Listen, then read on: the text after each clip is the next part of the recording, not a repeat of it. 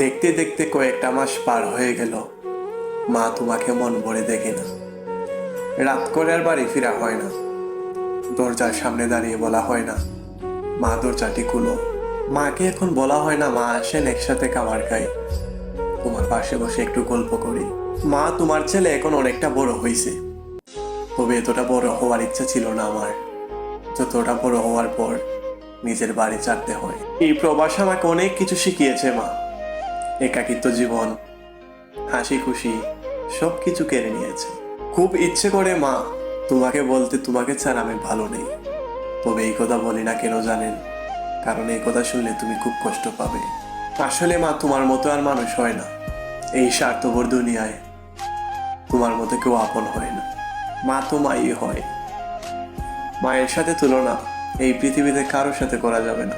মা জানো, আমি প্রতি রাতে ভাবতে থাকি, কবে তোমার কাছে যাব, কবে তোমার কাছে ফিরবো, কবে তোমাকে মন ভরে দেখবো, কবে তোমার সামনে গিয়ে মা বলে ডাকবো।